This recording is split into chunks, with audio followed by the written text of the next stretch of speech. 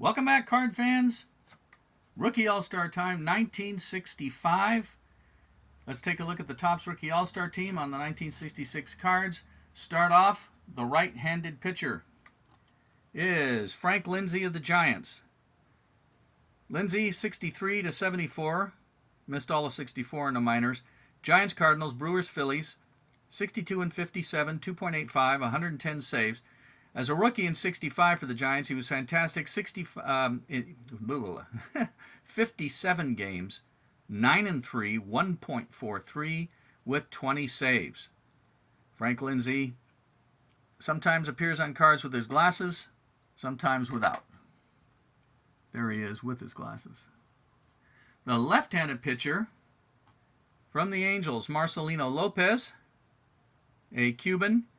And Lopez had been up briefly with the Phillies in 63, stuck with the Angels in 65 through 67. Then he ended up with Baltimore and Milwaukee. Overall, 31 and 40, 3.62.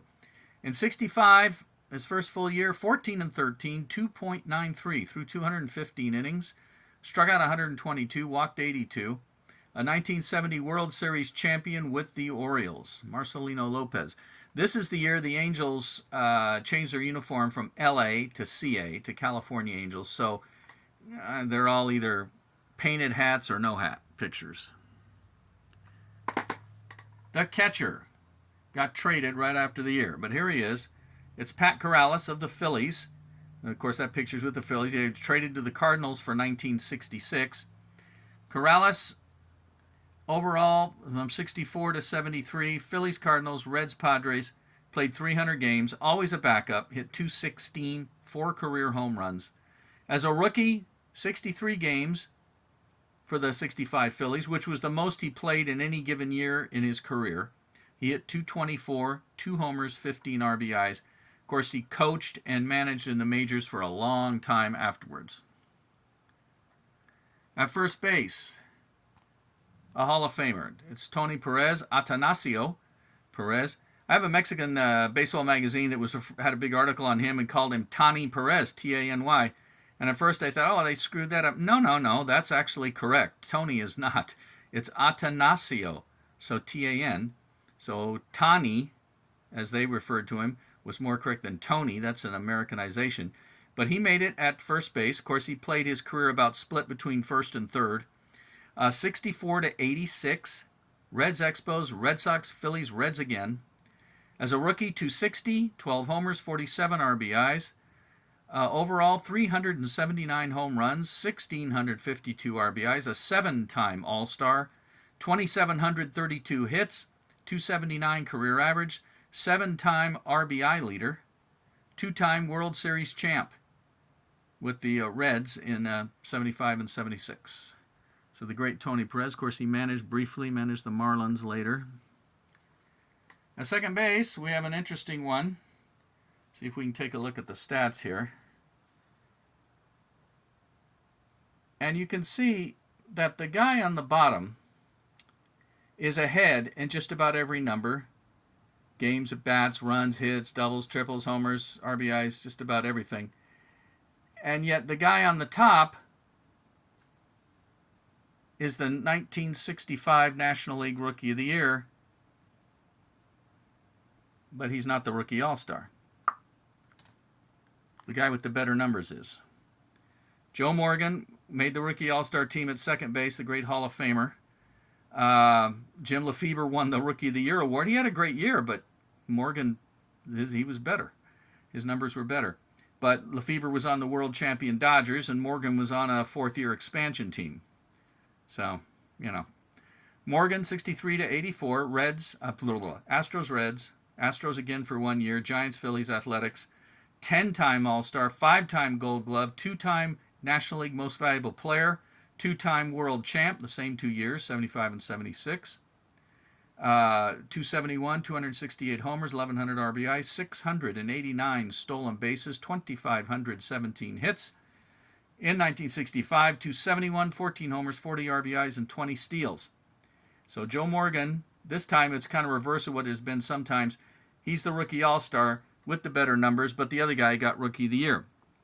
And what's interesting about Lefebvre, he was the first of 3 Dodgers to win the Rookie of the Year and not make the Rookie All-Star team, along with Rick Sutcliffe and Steve Howe.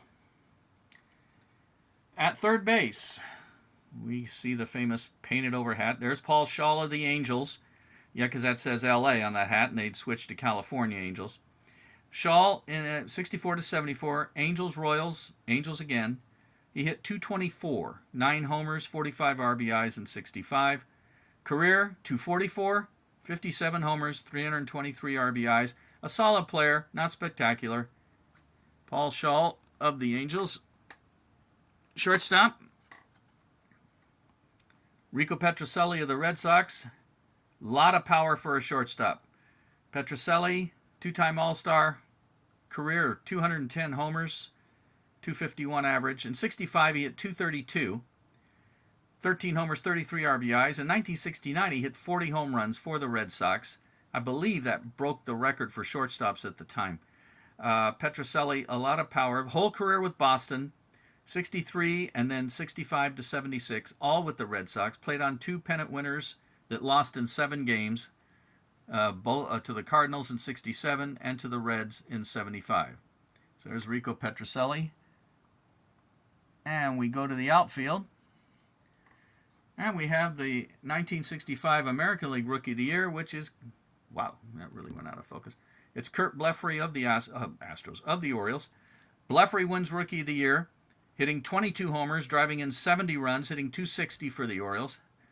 Overall, 63 to 76. Wrong line. 65 to 72. Orioles, Astros, Yankees, Athletics, Padres. 237, 112 home runs.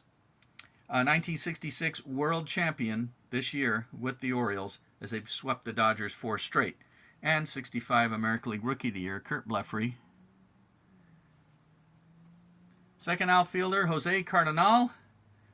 Second straight year. The multiplayer rookie card in 65, then this one in 66, that he was with the Angels, but they show a picture with the Giants. He had been up briefly with the Giants. Overall, 1963 to 80, Giants, Angels, Indians, Cardinals, Brewers, Cubs, Phillies, Mets, Royals. In 1965 here, 250, 11 homers, 57 RBIs, but 37 stolen bases. Overall, 275, 329 stolen bases, hit 138 homers. Finally made it to the World Series in his last year in 1980 with the Royals, and he singled in his last at-bat in the World Series as they lost to the Phillies. The great Jose Cardinal, cousin of Bert Campaneris, and Jose's brother Pedro, played in the Mexican League. I have a card of him down there. And the final outfielder, Ron Swaboda of the Mets. Swaboda, 65 to 73, Mets, Expos, Yankees. In 65, he hit 228, 19 homers, 50 RBIs. Overall, 242, 73 homers. A world champion with the 69 Miracle Mets, in which he hit 400, drove in a run.